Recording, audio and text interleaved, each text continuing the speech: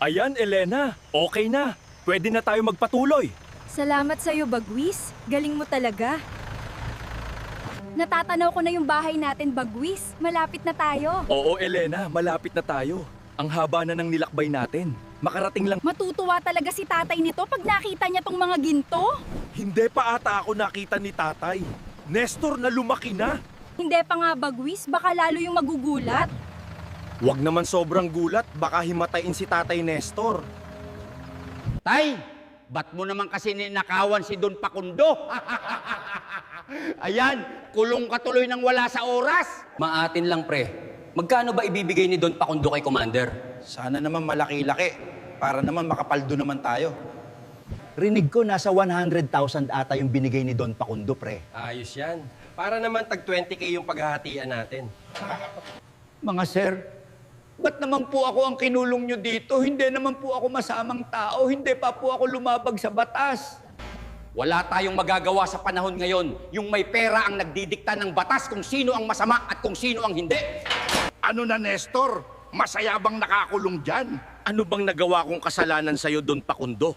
Ba't mo ako ginaganito? Anong wala? Ninakaw nyo sa vault ko yung mga gintong kayamanan. Hindi naman sa'yo yung mga gintong kayamanan. Sa amin yung pamana ng aming mga ninuno. Sabihin mo na sa akin kung saan mo itinago at makakalabas ka na dito. Wala akong alam kung saan yung mga ginto. At hindi naman ako ang kumuha. Nagmamatigas ka talaga, ha? Sige, bahala ka at mabubulok ka dito sa kulungan, Nestor.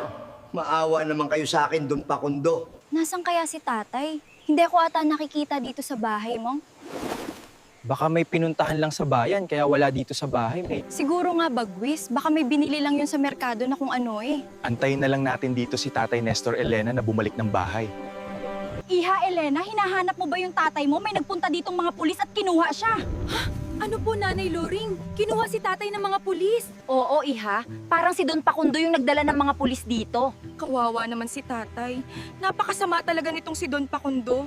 Bagwis, pupuntahan ko lang muna si tatay doon sa istasyon ng mga pulis. Sasama ako sa'yo, Elena. Puntahan natin si Tatay Nestor. Dito ka lang muna, Bagwis. Hindi ka pwedeng makita doon ng mga pulis. Sige, Elena na. Iintindihan ko ang pasya mo. Mag-ingat ka sa daan. Tay, kumusta ka na? Okay ka lang ba? Hindi ka ba nila sinaktan? Okay lang ako, anak. Huwag kang mag-alala sa akin. Ikaw ba yung kumuha ng mga ginto, anak? Oo, Tay. Kami po ni Bagwis ang kumuha doon sa vault ni Don Pakundo. Paano nyo yung nakuha, anak? Ang higpit ng seguridad doon sa bahay ni Don Pakundo. Lumipad po kami ni Bagwis, Tay, at gamit ang kapangyarihan niya, nabuksan po namin yung vault ni Don Pakundo. Ang laking tulong talaga sa atin itong si Bagwis, anak. Tay, huwag kang mag-alala. Ilalabas kita dito at may naisip na akong paraan. Talaga ba, anak? Paano? At ano ang naiisip mong paraan? Basta, Tay, ako na po bahala. Antayin mo lang ako dito at ilalabas kita. Salamat talaga, anak.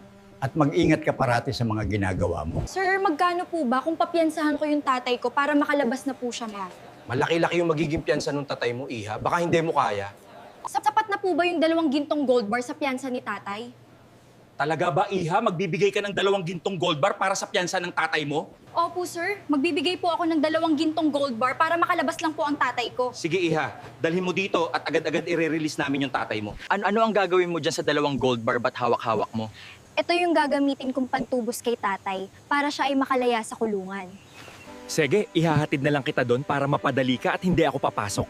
Sigurado ka, Bagwis? Sige, maraming salamat kung ganun. Kumapit ka ng mabuti, Elena, at lilipad na tayo. Salamat talaga, Bagwis, sa paghatid mo sa akin. Walang anuman, Elena. Mas mapapadali ka pag sa itaas tayo dadaan. Gusto ko na talagang mapiyansahan agad si tatay para naman makalabas agad siya.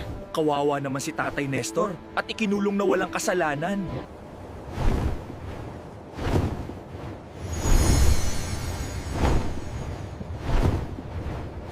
Nandito na tayo sa police station, Bagwis. Pwede muna akong ibaba doon tayo sa walang tao para hindi ka makita.